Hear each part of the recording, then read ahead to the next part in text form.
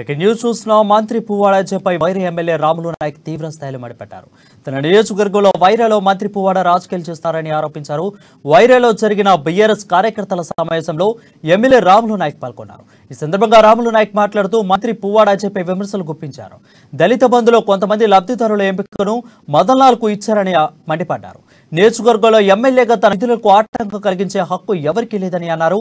తన నియోజకవర్గంలో మంత్రి పువ్వాడ జోక్యం చేసుకుంటే చూస్తూ ఊరుకోనని హెచ్చరించారు.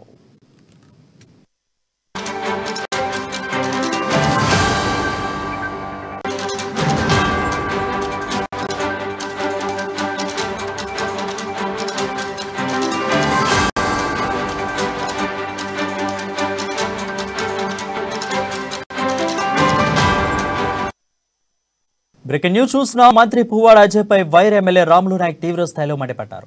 తన నియోజకవర్గం వైరాలో మంత్రి పువ్వాడ రాజకీయాలు చేస్తున్నారని ఆరోపించారు. వైరాలో జరిగిన బీఆర్ఎస్ కార్యకర్తల సమావేశంలో ఎమ్మెల్యే రాములు నాయక్ పాల్గొన్నారు. ఈ సందర్భంగా రాములు నాయక్ మాట్లాడుతూ మంత్రి పువ్వాడపై విమర్శలు గుప్పించారు. దళిత బంధులో కొంతమంది లబ్ధిదారుల ఎంపికను మదన్ లాల్ కు ఇచ్చారని మండిపడ్డారు. నియోజకవర్గంలో ఎమ్మెల్యేగా తన విధులకు ఆటంకం కలిగించే హక్కు ఎవరికీ లేదని అన్నారు. తన నియోజకవర్గంలో మంత్రి పువ్వాడ జోక్యం చేసుకుంటే చూస్తూ ఊరుకోనని హెచ్చరించారు. వాళ్ళందరూ కూడా మరి దళిత మిత్రుల దగ్గరకు పోయి వారి యొక్క వివరాలు సేకరించుకొని యూనియన్ రిపోర్ట్ సబ్మిట్ చేసినాం. 11 యూనియన్ సబ్మిట్ చేసినాం. వక్తలతో మాట్లాడినాం. ఇది కూడా మీకు తెలిసిన విషయం కాదు.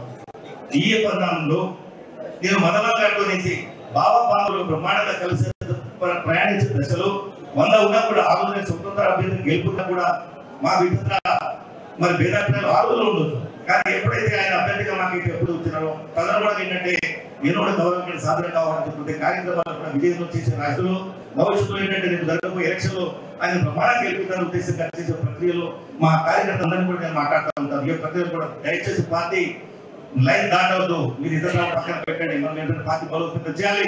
మన కార్యాలయం గెలవాలి.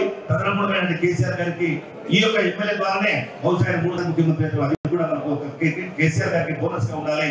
అసలే మన కమ్మంది అడ్డుగా ఉండదని చెప్పేసి అందరూ కూడా నేను కౌన్సిల్ కూడా చేస్తూ ఉంటాను. ఇది నాకు బలమో బలైందో నాకే తెలియదు. కానీ దయచేసి ఈ యొక్క కార్యక్రమాన్ని కూడా